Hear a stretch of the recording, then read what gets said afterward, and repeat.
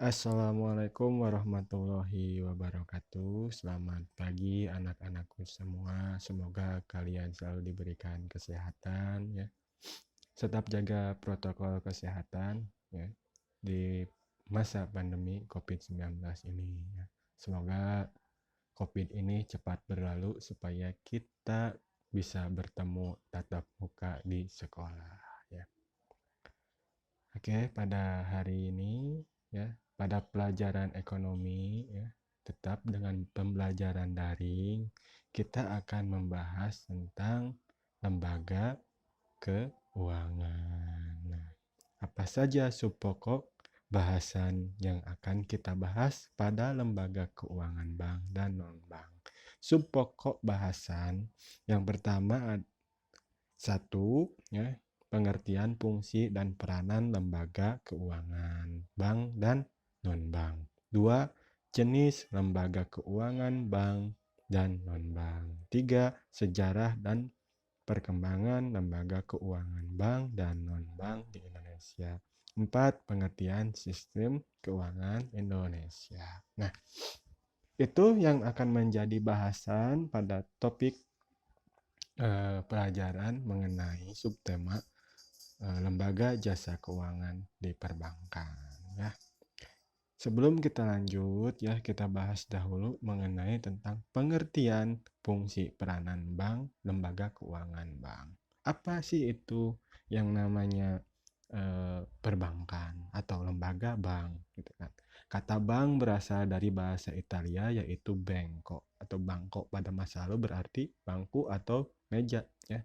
Nah, itu pada awalnya. Nah, menurut undang-undang itu ya, pengertian perbankan ya berdasarkan Undang-Undang Nomor 7 Tahun 1992 dan Undang-Undang Nomor 10 Tahun 1998 tentang perubahan atas Undang-Undang Nomor 7 Tahun 1992 tentang perbankan, dijelaskan bahwa bank adalah badan usaha yang menghimpun dana dari masyarakat dalam bentuk simpanan dan menyalurkannya lagi kepada masyarakat dalam rangka meningkatkan taraf hidup rakyat banyak. Jadi perbankan itu adalah menghimpun dana dari masyarakat berupa simpanan atau tabungan ya, deposito, investasi ya, itu adalah berupa himpunan atau menghimpun dana ya.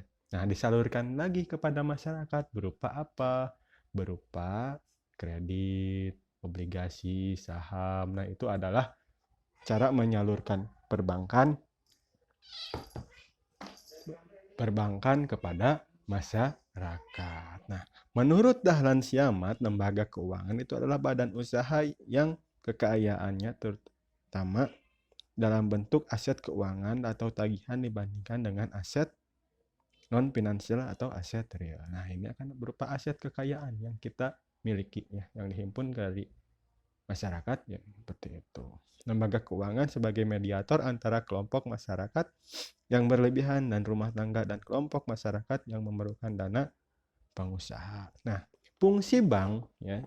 Fungsi bank menurut Undang-Undang Pasal 3 Nomor 7 Tahun 1992 dan Undang-Undang Nomor 10 Tahun 1998 tentang perbankan, fungsi utama perbankan adalah menghimpun dan menyalurkan dana kepada masyarakat. Nah, selain itu juga bank berfungsi sebagai pelayan berdasarkan ketiga fungsi utama bank ya. Ketiga fungsi itu apa saja? Menyalur, menghimpun ya, dan pelayan ya, dan melayani. Seperti itu adalah fungsi bank. Maka dapat dikatakan bahwa fungsi bank tersebut adalah lembaga perantara keuangan finansial intermediari dan sebagai agen pembangunan, agent of development, seperti itu ya.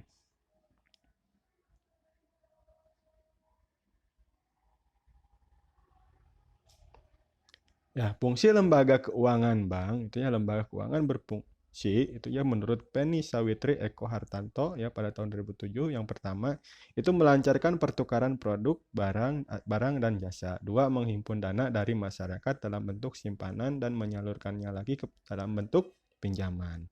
Ketiga, memberikan pengetahuan dan informasi yaitu lembaga keuangan melaksanakan tugas sebagai yang ahli dalam analisis ekonomi kredit.